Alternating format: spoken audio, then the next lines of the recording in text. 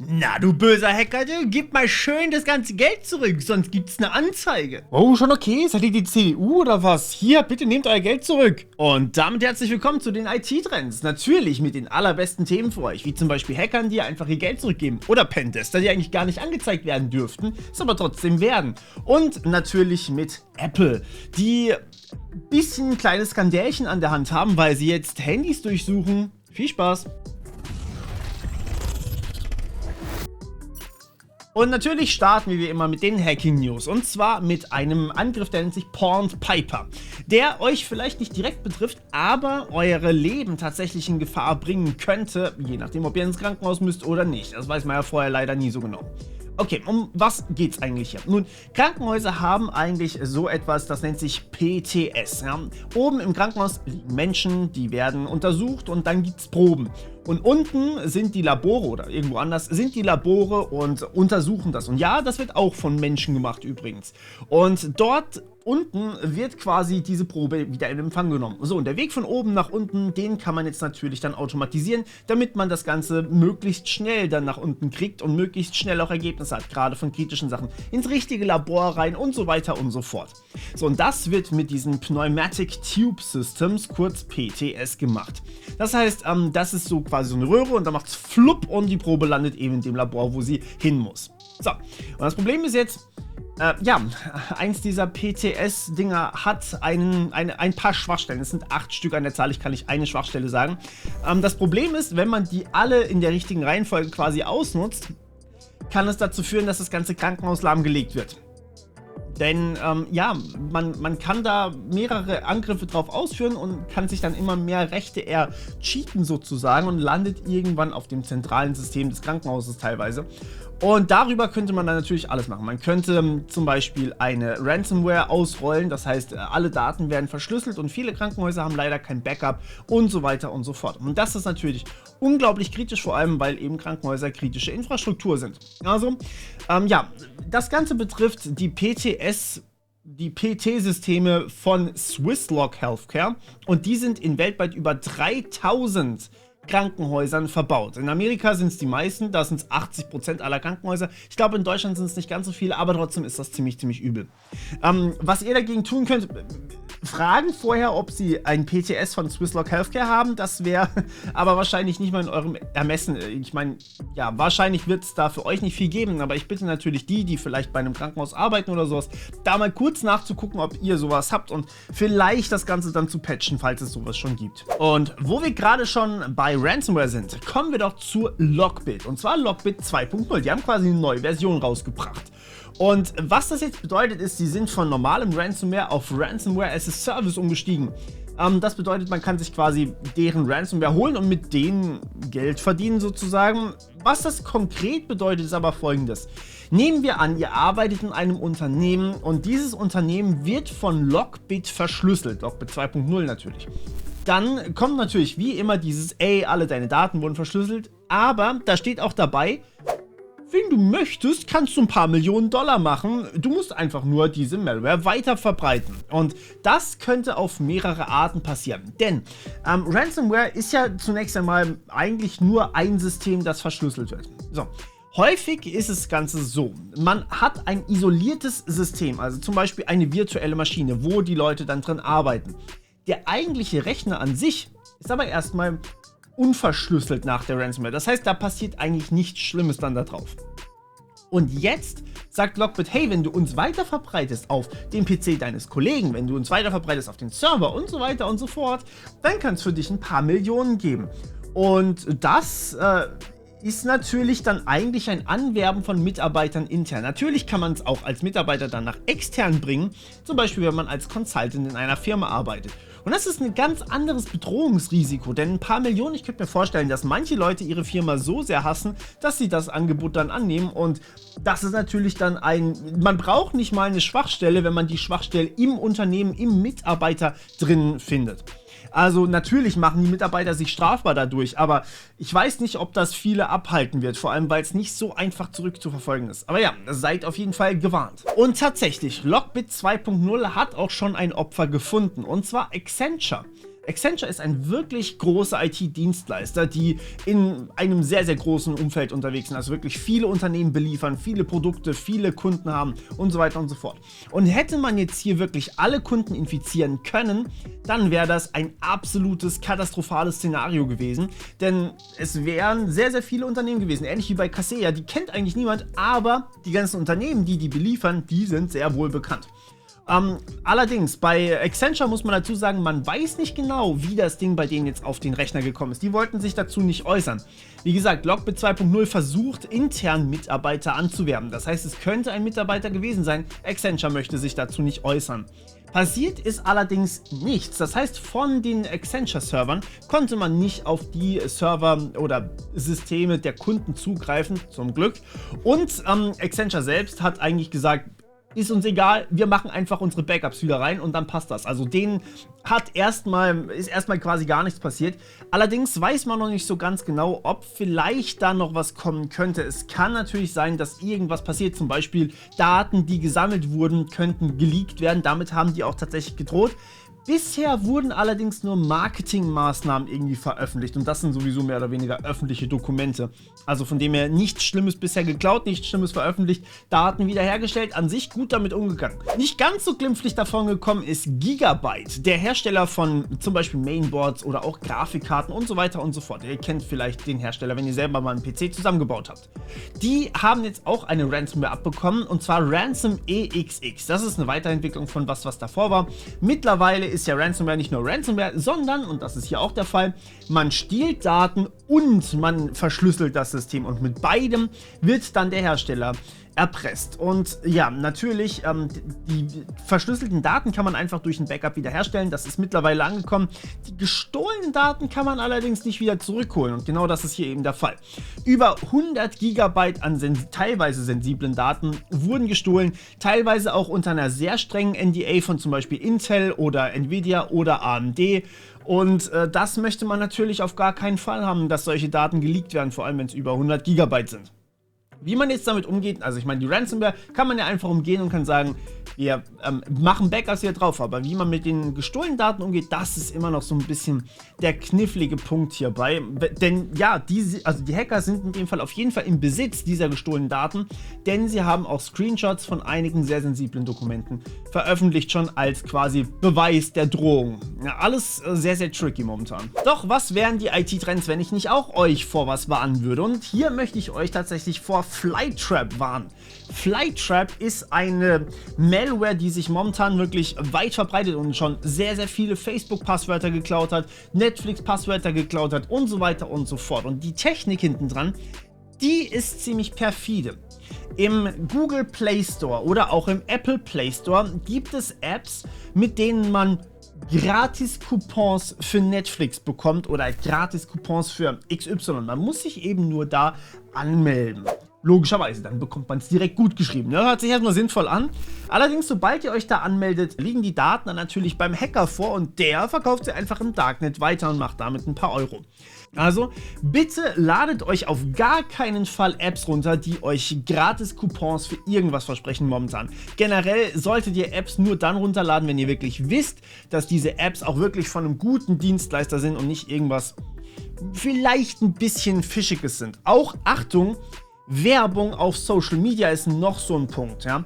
Wenn da steht, lad dir heute diese tolle App runter, mach das, dann kann es durchaus sein, dass diese App tatsächlich auch böse Sachen beinhaltet, dass wenn ihr euch da anmeldet, dass ihr dann durchaus auch irgendwie was Böses bekommt und ja, dann habt ihr eine Malware auf eurem Handy und das kann in solchen Sachen eben resultieren. Und tatsächlich, um euch mal zu demonstrieren, was da alles so möglich ist, das hat sich auch ein Marketplace, ein Darknet Marketplace gedacht. Die haben einfach mal 1 Million gestohlene Kreditkarten veröffentlicht. Die waren zwar schon ein paar Jahre alt, aber 20% davon haben immer noch funktioniert. Das war eine Marketingaktion dieses Darknet Marketplaces und natürlich werde ich jetzt hier den Namen nicht sagen. Das kann ich nicht machen. Und die wollten das machen, um die Leute zum Carding zu treiben. Carding bezeichnet den Begriff, dass man sich mit gestohlenen Kreditkarten Sachen im Internet besorgt. Es gibt immer noch Händler, die überprüfen nicht ausreichend, ob diese Kreditkarte, die da gerade verwendet wird, auch wirklich authentisch ist und deswegen dann halt Fake-Produkte verschicken oder echte Produkte an Fake-Adressen verschicken oder eben mit gestohlenen Kreditkarten bezahlen lassen. Und das ist natürlich ein Riesenproblem, ja. Und die wollten auf diesen Markt aufmerksam machen, aber es wird zum Glück immer schwerer, denn ihr wisst vielleicht, in Deutschland gab es jetzt seit kurzem auch diese Zwei-Faktor-Authentifikationen, die für Kreditkarten verpflichtend ist. Das heißt, man kann nicht mehr einfach online einkaufen, man braucht 2 Faktoren. Und das heißt, eine Kreditkarte alleine, die gestohlen ist, reicht mittlerweile nicht mehr aus. Und das ist auch wirklich gut so. Ja, was im Endeffekt passiert ist, naja, man hat jetzt verdammt viele geleakte Kreditkarten. Es sind noch sehr viel mehr als 2 Millionen auf dem Marktplatz zu finden, was die Sache nicht besser macht, aber das macht natürlich jetzt auch für uns Security Researcher so ein bisschen auf den Markt aufmerksam und wir verfolgen ihn jetzt natürlich und versuchen da ein bisschen dran zu bleiben. Aber für euch heißt das erstmal, bitte, bitte, wenn ihr irgendwie noch keine 2 Faktoren bei eurer Kreditkarte habt, dann geht auf euren Anbieter zu und sagt, ey, ich brauche das, ja. Kann ja sein, dass es vielleicht der eine oder andere noch nicht mitbekommen hat, dass das mittlerweile eigentlich sogar verpflichtend ist. Und wo wir gerade bei Kreditkarten und deren Ausstellern sind, die Sparkassen, beziehungsweise genauer gesagt der Sparkassenverband Baden-Württemberg hat auch eine Schwachstelle gehabt und die werden jetzt auch gerade mit Ransomware erpresst. Und ja, deswegen waren auch ein paar Tage die Server von denen nicht erreichbar. Das heißt, die Online-Banking-Funktionen teilweise sind auch nicht gegangen, beziehungsweise auch der Support war nicht verfügbar und so weiter und so fort. Also es waren ein paar schwierige Sachen dabei. Mittlerweile laufen die Systeme, glaube ich, zumindest wieder. Aber wir sehen, es kann überall passieren, ja. Auch die Sparkassen sind nicht, oder irgendwelche großen Banken sind davor nicht gefeit. Das bedeutet, man muss natürlich dafür sorgen, dass die Kundendaten auch wirklich geschützt sind und am besten so wenig wie möglich speichern, was man irgendwie an Informationen gegen jemanden verwenden kann. Ja, wie wäre es mit Blockchain-Währungen? Ich sag's ja nun mal so. Und wo wir gerade beim Speichern von viel zu vielen sensiblen Daten sind, auch die Telekom, nicht die deutsche, sondern in den USA, auch die hatten einen Datenleak, von dem über 100 Millionen Kunden betroffen sind. Das ist wirklich, wirklich übel. Denn darunter sind auch so Sachen wie Namen, natürlich Adressen, aber auch Sozialversicherungsnummern. Und damit, wisst ihr ja, kann man sich in den USA ausweisen. Und das ist wirklich sehr, sehr schwierig, denn vor allem sind da auch sowas dabei wie SMS. Und das ist immerhin ein Internetanbieter auch oder auch ein Mobilfunkanbieter. Darunter befinden sich aber zum Beispiel bei der Deutschen Telekom auch sowas wie die Bestandsdaten. Das heißt, welche IP hat wann worauf zugegriffen. Und was man mit diesen Informationen als Hacker machen kann, wenn man Bock auf Social Engineering hat, ist verdammt viel. Das heißt, wenn es eine Person wirklich auf euch abgesehen hat und diesen Telekom-Leak dann zum Beispiel in die Finger bekommt, dann kann die rausfinden, wann ihr welche Website angesurft habt. Und wenn man tatsächlich Zugriff auf die Systeme hat, was ich ein bisschen bezweifle, dann könnte man dann noch sehr, sehr viel mehr böse Sachen machen und zum Beispiel Phishing bei der Telekom hosten. Das wäre ein absoluter Super-GAU, aber ich hoffe nicht, dass das passiert. Aber hier zeigt sich doch auch mal wieder Folgendes. Man sollte darauf achten, dass man so wenig wie möglich Informationen speichert, aber auch gesetzlich nicht so viel speichern muss.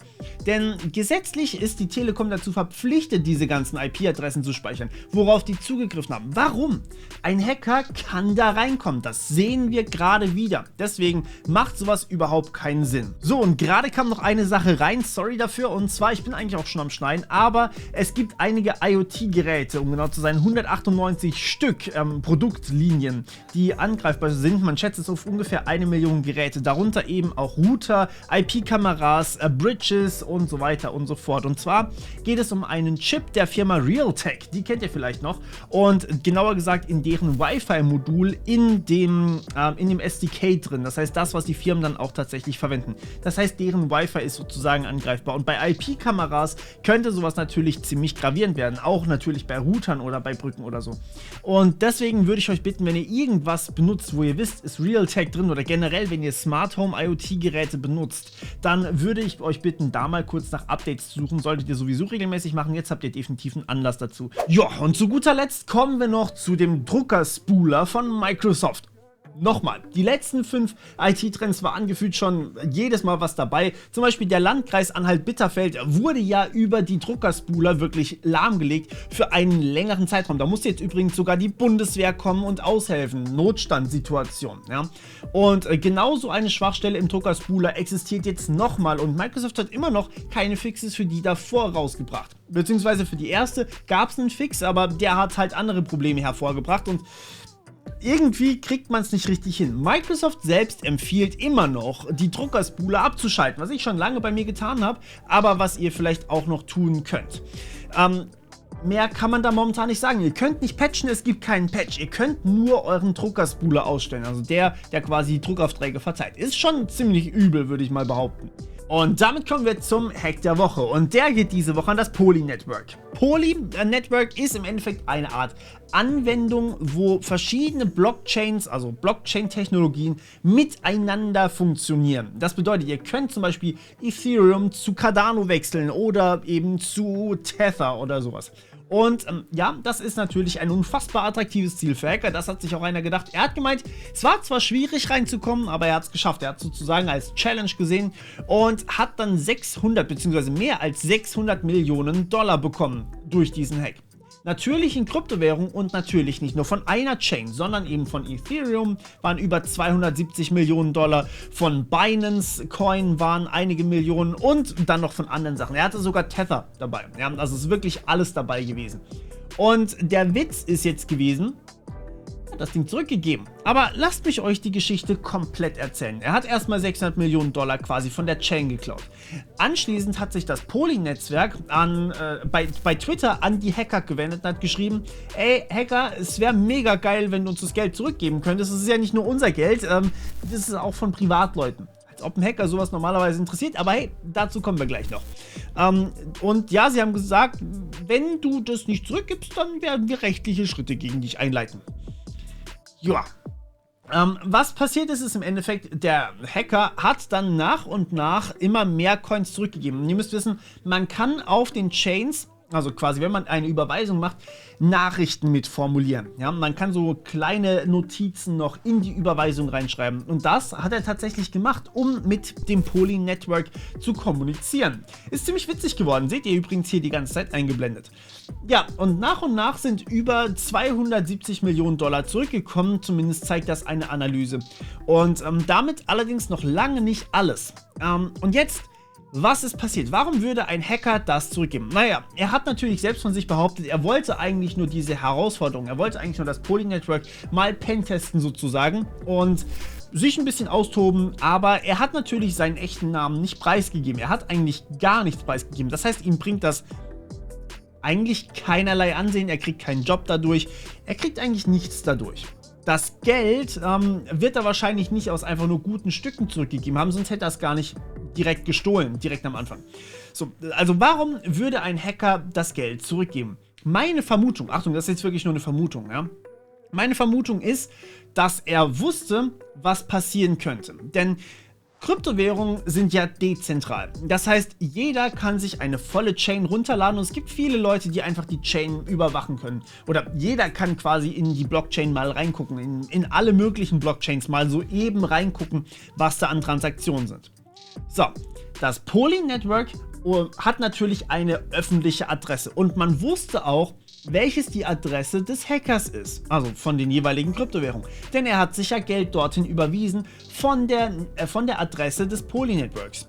Das bedeutet, man wusste, welche Adresse gehört eigentlich dem Hacker. So, und jetzt wird's witzig, denn diese ganzen Transaktionen sind ja öffentlich. Wenn wir die Adresse des Hackers haben, dann sehen wir auch, wohin das ganze Geld immer überwiesen wird. Zumindest in nicht komplett anonymen Chains. Das heißt, die Ethereum-Chain ist ja nur pseudonym, ähnlich wie die von Bitcoin. Und man kann zwar Smart Contracts etc. drauf ausführen, aber eigentlich ist diese Chain nicht wirklich irgendwie geheim. Das heißt, man kann jede einzelne Transaktion verfolgen. So, und jetzt hat das Poly Network hier gesagt, ey, Binance, Bitfinex etc. bitte blockiert jede Zahlung von dieser Adresse. Dadurch war es den Hackern nicht mehr möglich, die Coins umzutauschen. Also quasi zum Beispiel von Ethereum auf, I don't know, Monero oder sowas. Und dadurch haben sie nur diese nicht anonyme, sondern pseudonyme Coin, wo jetzt alle wussten, das ist die Adresse des Hackers, hatte er nur diese Adresse. Und die haben sogar teilweise den Minern gesagt, bitte meint keine Transaktion, die damit zusammenhängt. Das kann man auch einstellen dann tatsächlich. Das ist eine Blacklist. Und ja, dadurch hatten die eigentlich keine wirkliche Möglichkeit mehr, außer das Geld eigentlich zurückzugeben. Allerdings, ich weiß immer noch nicht, ob das komplette Geld zurückgegeben ist. Ich habe da tatsächlich nichts mehr dazu gefunden. Ihr könnt mir gerne schreiben, wenn ihr da mehr wisst. Es wäre interessant zu wissen, ob jetzt auch die wirklichen Security Coins oder Anonymity Coins, also sowas wie Monero, Zcash, ob die auch vielleicht schon zurückgegeben wurden. Denn dann würde ich sagen, okay, der Hacker hat es aus freien Stücken gemacht. Aber bis dorthin würde ich nicht glauben, dass das wirklich freiwillig passiert ist, dass er das zurückgegeben hat. Aber ja, ihr seht, Kryptowährungen sind eigentlich von Vorteil, dass man alles verfolgen kann. Aber es kann natürlich auch ein Nachteil sein, wenn man irgendwas anonym zahlen möchte. Es ist wie gesagt pseudonym. Das heißt, sobald jemand weiß, wem eine Adresse gehört, sind die ganzen Zahlungen eben nicht mehr anonym. So, der Aufreger der Woche, der geht diese Woche an Russland. Und damit starten wir in ein sehr, sehr heißes Thema. Denn ja, das ist tatsächlich nicht ohne gewesen. Russland hat jetzt hier allerdings erstmal was Löbliches getan. Sie haben erkannt, Cybercrime hört halt nicht einfach an der Landesgrenze auf, sondern das Ding geht weltweit. Das heißt, wenn ein Land irgendwie versucht zu ermitteln, die Täter haben irgendwie halt ein VPN oder das Tor-Netz benutzt, tja, das war's, ne? Und das ist jetzt der erste Ansatz, dass man da weltweit rangeht, denn das Internet macht da halt einfach nicht halten. Das finde ich eigentlich eine ziemlich gute Sache. Es wurde jetzt also eine neue United Nations Convention vorgestellt. Und zwar mit einigen sehr, sehr schwierigen Passagen drin. Ich möchte euch das Ganze mal hier ein bisschen erläutern, aber ihr findet die komplette United Nations Convention unten in der Beschreibung verlinkt, wie übrigens natürlich auch wie immer alle anderen Quellen. Und wenn es nur ein Dokument ist, dann ist es ein Google Docs, weil sie nicht reingepasst haben. Also bitte sagt nicht, ich hätte die Quellen vergessen oder sowas. Und ja, was jetzt hier drin steht, ist im Endeffekt erstmal, Hacking soll strafbar sein. Das bedeutet Hacking von oder Übernahme und Ausspähen von Informationen, Verschlüsseln von kompletten Systemen, also Ransomware verteilen halt, soll strafbar gemacht werden, Denial-of-Service-Angriffe sollen strafbar gemacht werden und so weiter und so fort. Das, was halt in Deutschland eigentlich auch schon strafbar ist. Ist ja an sich nicht schlecht. Jetzt geht das Ding allerdings noch ein bisschen weiter und da wird es dann knifflig. Das heißt, wer definiert, was eigentlich ein Hackversuch ist? Ja? Das ist ja jetzt schon heutzutage nicht ganz klar. Wenn ich aus Versehen, sagen wir mal, eine SQL-Injection mache oder irgendwie einen SQL-Fehler triggere auf einer Webseite, die halt eine SQL-Injection erlauben würde, mache ich mich damit strafbar oder ist es aus Versehen passiert? Das ist relativ schwer rauszufinden. Und wo machen wir die Grenze? Ist ein Denial-of-Service-Angriff auch schon eine automatisierte Anfrage an eine Webseite, die halt ein bisschen länger dauert, mit einem Bot zum Beispiel? Wo ist da die Grenze? Das ist auch im deutschen Gesetz nicht definiert und auch da ist es sehr, sehr schwer zu sagen, wo ist eigentlich die Grenze? Das kommt dann jeweils auf die Gerichtsverhandlung drauf an. Alles in allem ist meistens das Gesetz nicht so auf der Seite von irgendwelchen Menschen, die sowas gemacht haben könnten, daher meistens etwas kritischer. Außerdem sagt hier Russland, man möchte gegen politische Hassrede vorgehen. Das bedeutet, wenn ich jetzt hergehe und sage, ey, die CDU kann man meiner Meinung nach nicht wählen, könnte das für manche schon eine politische Hassrede sein. Wenn ich das ganze Ding mit Fakten belege, ist es wieder Journalismus. Zumindest in Deutschland. Nicht in jedem Land ist das Ding Journalismus. Und hier kann man dann natürlich sagen, wo ist eigentlich auch wie hier wieder die Grenze? Die Definition von China, was politische Hassrede angeht, ist definitiv eine andere als die von Deutschland. Und ja, da muss man dann immer auch so ein bisschen gucken. Könnte in einer wahnsinnigen Zensurwelle enden. Und es geht noch weiter. Es soll auch natürlich extremistische oder terroristische Hassrede gesperrt werden und Informationen, die verbreitet werden. Aber auch die Beihilfe, Vorbereitung und der Versuch zu einer Straftat wird dabei kriminalisiert. Das bedeutet, wenn man das Ganze zum Beispiel auf Twitter einfach nur teilt, könnte man was Kriminelles getan haben. Genauso geht es um Deepfakes. Deepfakes sollen verboten werden, laut dem russischen Entwurf. Und Deepfakes sind ja eigentlich erstmal nichts Schlechtes. Hier zwei Beispiele. Das erste Beispiel habt ihr vielleicht gesehen, als ihr Star Wars geguckt habt. Star Wars, ich glaube Episode 8 oder 9 war das, wo die Leia, eigentlich ja, die Schauspielerin lebt ja nicht mehr. Aber mit einem Deepfake hat man eben das Ganze, oder eigentlich ist es sowas wie ein Deepfake, muss man dazu sagen. Und mit sehr viel Technik hat man das dann trotzdem wieder realistisch aussehen lassen. Das finde ich ziemlich krass und ziemlich gut und könnte natürlich auch gerade die Gaming-Welt komplett revolutionieren. Und das zweite, das kommt direkt im Anschluss zu dieser Meldung in den KI-News. Das heißt, bleibt da auf jeden Fall dran. Denn das ist definitiv auch eine richtig geile Aktion gewesen. Also muss man eigentlich so ein bisschen sagen, aber was ist denn ein Deepfake? Wo setze ich die Grenzen? Die Grenzen von böse und gut sind wirklich hier verschwimmend. Die Grenzen sind auch von böse und gut sind auch verschwimmend, wenn ich ein Küchenmesser in der Hand habe, ja? Ich kann jemand damit niederstechen oder ich kann meinen Spargel damit schneiden. Habe ich gestern übrigens gemacht. Und da muss man natürlich sagen, es ist sehr, sehr schwierig. Aber was dazu getan werden soll, laut dem russischen Entwurf, ist speichern. Und zwar sehr viel und sehr lange. Das heißt, die Internetanbieter sollen alles speichern. Die Webseitenanbieter sollen alles speichern. Und alle sollen direkt mit den Behörden kooperieren. Und im Zweifel soll eine Straftat direkt angezeigt werden können und dann natürlich auch direkt verfolgt werden. Das heißt, es ist im Endeffekt ein riesiges Überwachungsgesetz, was dem deutschen Symbol eigentlich fast folgt und wo die Grenzen nicht klar definiert sind. Und ich habe ein bisschen Angst, dass am Ende dann jeder plötzlich strafbar ist, obwohl er eigentlich nichts Böses machen wollte. Wenn ich zum Beispiel jetzt eine Maschine auf Hack the Box oder sowas hacke, dann ist das erlaubt. Oder wenn ich Pentests durchführe, dann ist das erlaubt. Weil ich natürlich die Erlaubnis habe, das zu tun. Auch rechtlich gesehen übrigens ist das bei uns in Deutschland legal, weil man natürlich solche Tests auch durchführen muss, um die eigene IT-Sicherheit zu stärken. Wenn jetzt allerdings grundsätzlich kriminalisiert werden würde, könnte es sein, dass sowas nicht mehr funktioniert. Dann würden halt auch alle CTF-Challenges wegfallen, die wir übrigens gelegentlich mal bei mir auf meinem Tutorials-Kanal machen. Könnt ihr gerne mal vorbeigucken. Ja, also alles in allem, der Gedanke ist erstmal nicht schlecht, dass man das gemeinsam verfolgen möchte, aber das, was sonst noch drin steht, ist, oder kann zumindest sehr problematisch werden. Und ja, wir gucken mal, was da weiterhin so passiert. Ich bin gespannt, wer das unterzeichnet oder ob es da vielleicht einen Gegenvorschlag gibt. So, und damit kommen wir zu den versprochenen KI-News. Und ja, hier etwas, das ihr jetzt gerade schon sehen könnt. Das ist ein Video von dem CEO von Nvidia. Nvidia ist ja dafür bekannt, dass sie momentan nicht nur für Gamer sind, sondern auch im Bereich Blockchain verwendet werden, aber selbstverständlich auch im Bereich KI. Und gerade für Gamer ist das, was ihr hier seht, wirklich verdammt geil. Denn nichts davon ist echt. Weder die Person, die da steht, ist echt, noch der Hintergrund ist echt. Alles ist auf realen Gegebenheiten modelliert worden und animiert worden. Und zwar von einer KI. Das heißt, man hat quasi die Umgebung modelliert und hat dann die KI das Ganze animieren lassen und ihn dann wieder in die Küche reingestellt. Und das könnte für Gamer wirklich die Next Generation sein. Also, wenn das jetzt vielleicht PlayStation 6 Zeiten werden, wird das einfach nur unfassbar geil. Stellt euch vor, ihr habt ein Online-Spiel, wo man wirklich mit seinem eigenen Körper, wo man wirklich mit seinem eigenen Gesicht dann drin sein kann und sich mit anderen ein kleines Battle geben kann. Ich fände das unfassbar cool. Natürlich muss man auch immer sagen, schwierig und so weiter, klar, weiß ich, aber ich hätte trotzdem wahrscheinlich Spaß daran. Kommt schon, ihr wahrscheinlich auch, oder? Also ich finde das wahnsinnig eine super Aktion und hier sehen wir auch, was eigentlich mittlerweile alles mit KI möglich ist. Und dass das halt für Film oder Spiele nicht nur negative Auswirkungen haben kann, sowas zu haben, aber man kann es natürlich auch absolut falsch verwenden und ja, sehr, sehr viele falsche Informationen im Netz verbreiten. Das ist natürlich die andere Seite. Und man muss natürlich so ein bisschen abwägen. Ich hätte jetzt zum Beispiel nicht sagen können und viele Fans übrigens auch nicht, ob das echt oder nicht war. Und damit kommen wir zum Fail der Woche und der geht diese Woche richtig fett an die CDU. Mal wieder. Und ja, das ist eigentlich schon fast der Fail des Jahres, wenn man so möchte. Wahrscheinlich zumindest. Aber hört es euch selber an. Es geht um die CDU Connect App und wie man damit umgegangen ist. Die CDU Connect App ist sowieso ein Fail für sich gewesen.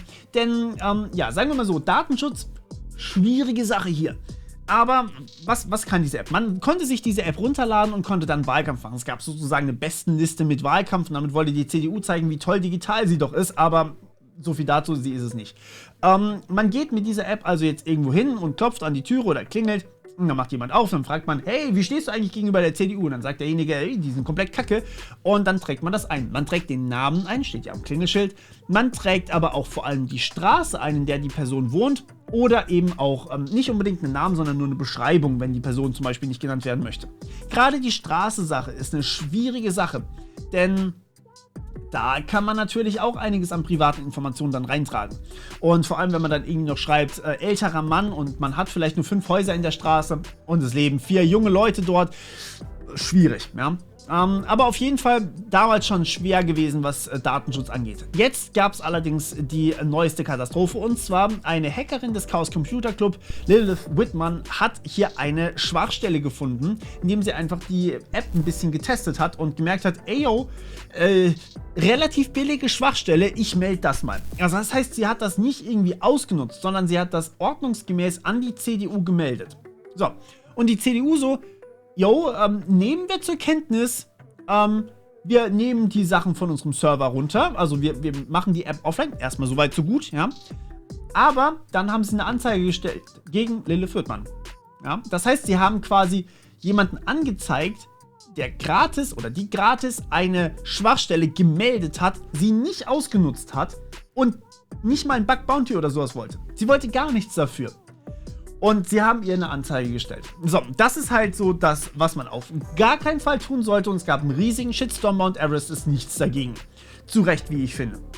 Auf jeden Fall hat sich jetzt rausgestellt, die CDU meinte zumindest, sie hat das aus Versehen gemacht. Ich weiß nicht, wie man aus Versehen eine Anzeige stellt, aber gut.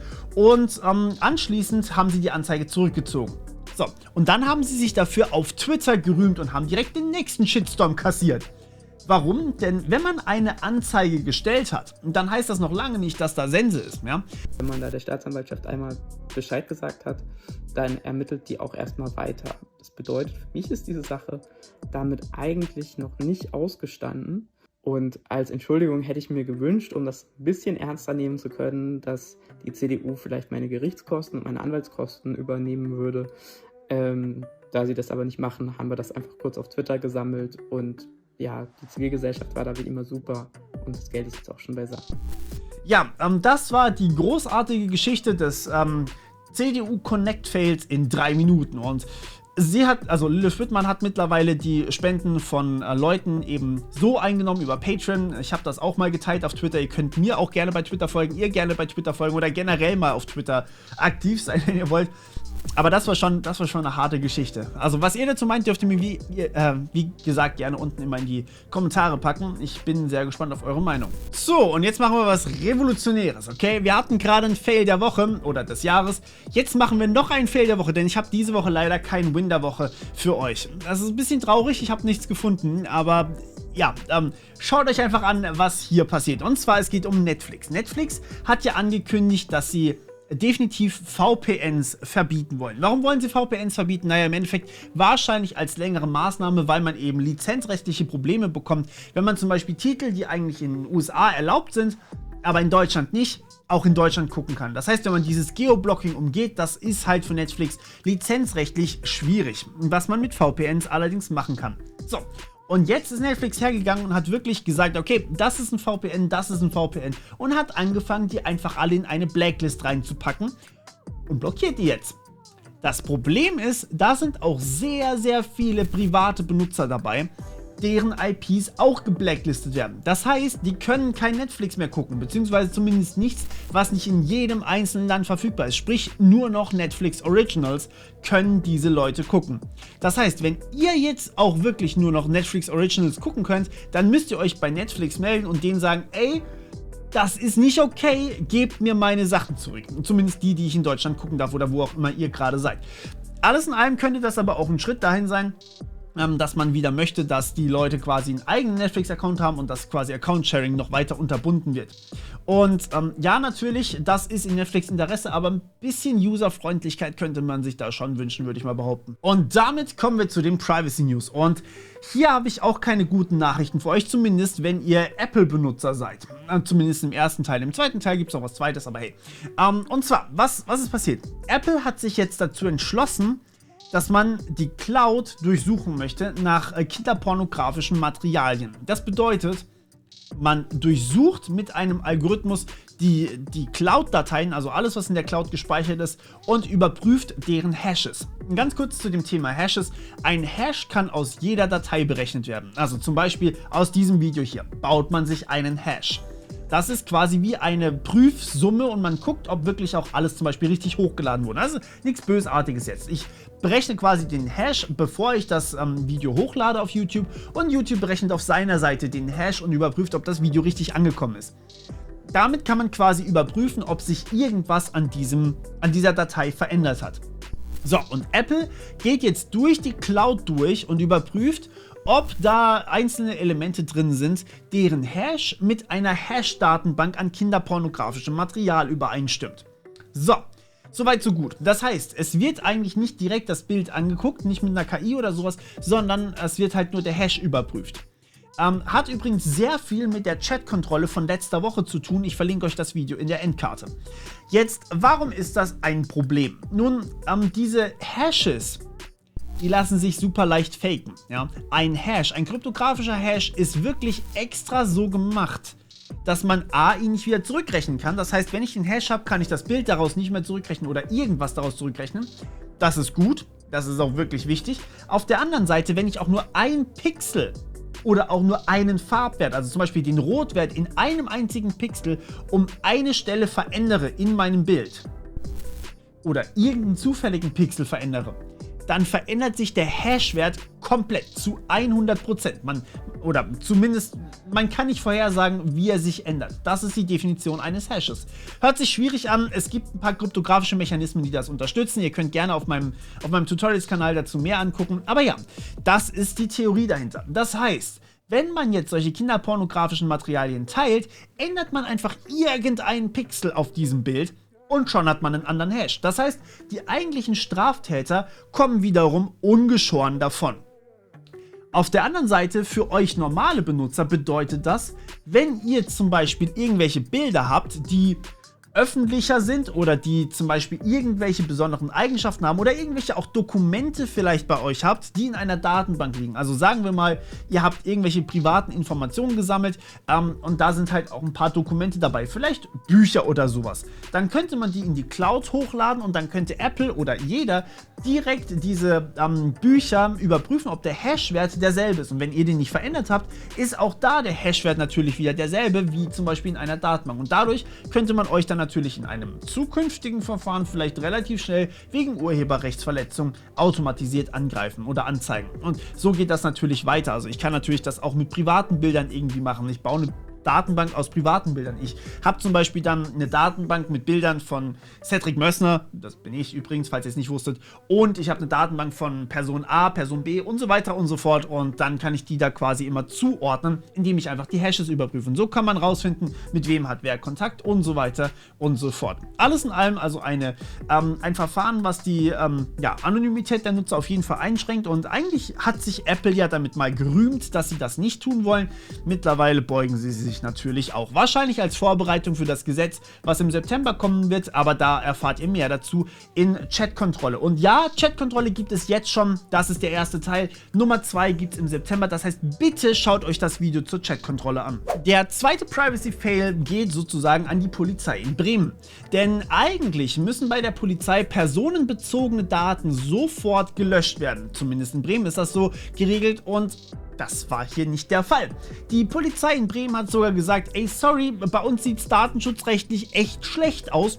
Zitat quasi. Nicht wörtliches Zitat, aber inhaltsgemäßes Zitat gewesen. Und ja, das zeigt eigentlich schon, wie es da so aussieht. Das heißt, man kann eigentlich davon ausgehen, wenn personenbezogene Daten irgendwo angefragt werden, einfach nur für irgendeine Ermittlung, dann kann es schon mal sein, dass die eine Weile bei der Polizei liegen bleiben. Und wir wissen, dass Hacker auch vor Polizeibehörden keinerlei Halt machen. Das heißt, solche sensiblen Informationen sollten nicht gespeichert werden. Wieso speichern wir sowas? Es hilft nicht bei der Erfassung von Kriminellen und es hilft auch nicht dabei, wenn wir irgendwie anonym bleiben wollen. Aber Hacker können uns damit, also uns Privatpersonen, damit ordentlich Social Engineeren halt, ne? So, und dann melde ich mich nochmal aus dem Schnitt mit ein paar Privacy-News für euch. Und zwar haben die Taliban ja gerade Kabul mehr oder weniger eingenommen. Und da gab es sehr erschreckende Bilder, auf die möchte ich hier jetzt gar nicht eingehen. Ihr wisst, mein Channel sollte sich hauptsächlich um die digitalen Bereiche drehen. Allerdings möchte ich euch auf die Privacy-Aspekte hier aufmerksam machen. Und zwar, die Taliban haben vom US-Militär einige biometrische Scanner und Daten vor allem auch bekommen oder einfach gefunden.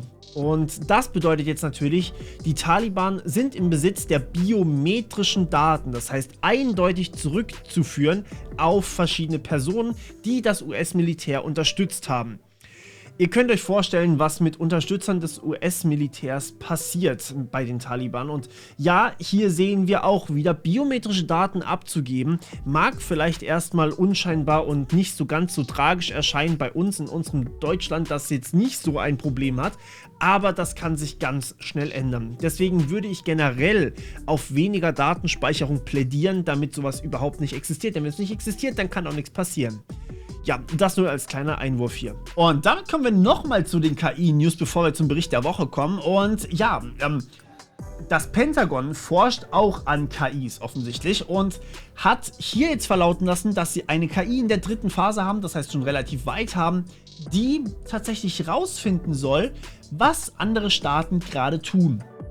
Also vorhersagen soll, ob quasi ein Kriegsszenario antreten könnte.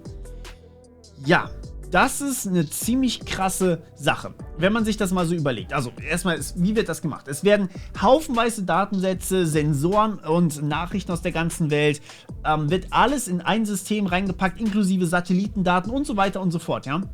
Wird alles irgendwie in diese KI reingepackt und die soll dann vorhersagen, was als nächstes passiert. Vorstellen kann ich mir das persönlich noch nicht, es wäre absolut revolutionär, aber ja, wer weiß, wenn das wirklich der Fall sein könnte, dann würde uns das wahrscheinlich in eine neue Dimension werfen, würde ich mal behaupten. Und zwar, man könnte ja vorhersagen, was andere Staaten machen. Man könnte vielleicht auch vorhersagen, was andere Menschen machen oder was einzelne Menschen machen. Man könnte vielleicht vorhersagen, weil im Endeffekt manche Staaten sind halt von einer Person gelenkt, okay? Man könnte vielleicht vorhersagen, was überhaupt passieren wird. Man könnte vorhersagen, ob wir einen freien Willen haben oder haben wir eigentlich gar keinen, wenn man das mit einer KI vorhersagen kann. All das sind Situationen oder Sachen, die jetzt wahrscheinlich dann demnächst vielleicht aufkommen, gerade durch das KI-Feld und wirklich existenzielle Fragen auch aufwerfen können. Ich bin da absolut gespannt. Ihr könnt mir gerne mal eure Meinung in die Kommentare schreiben, auch ob ihr glaubt, dass sowas überhaupt existieren kann. Aber ja, das Pentagon behauptet es zumindest. So, und damit kommen wir zum Bericht der Woche. Und der bezieht sich auf eine Studie von Bitkom. Bitkom ist ein Unternehmen, was wirklich sehr, sehr viel mit Security oder generell Cyber zu tun hat. Und in dem Fall handelt es sich um eine Cybersecurity-Studie. Und hier sind wirklich erschreckende Zahlen bei rumgekommen. Und zwar, die deutsche Wirtschaft hat im Jahr 2020 bis 2021, also immer so von Juli bis Juni Ende, glaube ich, ist das ungefähr gemessen, hat die deutsche Wirtschaft einen Schaden, nur die deutsche vor allem, einen Schaden von 220 Milliarden Euro gehabt. Das ist mehr als doppelt so viel als in dem Vorjahr. Und zudem haben 9 von 10 Unternehmen, beziehungsweise genau gesagt 88% der Unternehmen haben gesagt, sie hatten einen IT-Sicherheitsvorfall in dem letzten Jahr. Das ist wirklich, wirklich viel. Das muss man sich mal auf der Zunge zergehen lassen. Ja? Fast jedes Unternehmen hatte irgendeinen Vorfall. Und zudem, das fand ich auch sehr interessant, also eigentlich fast verständlich, aber es ist trotzdem interessant, der Faktor Mensch ist das Hauptangriffstor. Das heißt, die allermeisten Angriffe gehen über den Mensch erstmal rein ins System und machen dann dort weiter. Also zum Beispiel Ransomware kommt meistens über einen Mensch. Spionagesoftware meist über einen Mensch und so weiter und so fort. Und das muss man sich auch mal so überlegen. Die wenigsten Hacker hacken mittlerweile eigentlich über tatsächlich technische Mittel oder technische Wege, sondern das meiste geht über den Faktor Mensch. Und deswegen habe ich mich jetzt auch immer mehr dazu entschlossen, den Kanal hier mehr auszubauen und immer ein bisschen weniger auf diese technische Ebene hier einzugehen, sondern möglichst für viele Leute diese Videos zu machen. Und hier nochmal kurz, wenn ihr in eurem Unternehmen, in eurer Schule, in eurer Uni irgendwie den Bedarf nach IT-Security-Awareness-Maßnahmen habt, dann bitte schreibt mich an. Ich biete sowas für alle an, ja. Das ist mir eben sehr, sehr wichtig, dass man das eben machen kann, egal für wen. Also es gibt was für Schüler, es gibt was für Studenten, es gibt aber auch sehr viel für Unternehmen, auch für die Leute, die eigentlich keinen Bock mehr auf Technik haben. Da kann man auch was finden, was man denen mitgeben kann. Und ja, es ist nicht immer ganz alles freiwillig, das stimmt schon, aber man muss mittlerweile einfach sagen, IT-Security muss überall drin sein. Wir sehen, was für gravierende Maßnahmen oder gravierende Sachen da passieren können. In dem Sinne, bitte schreibt mir, wenn ihr sowas brauchen könnt und wir hören uns wieder beim nächsten Mal. Bis dann, ciao.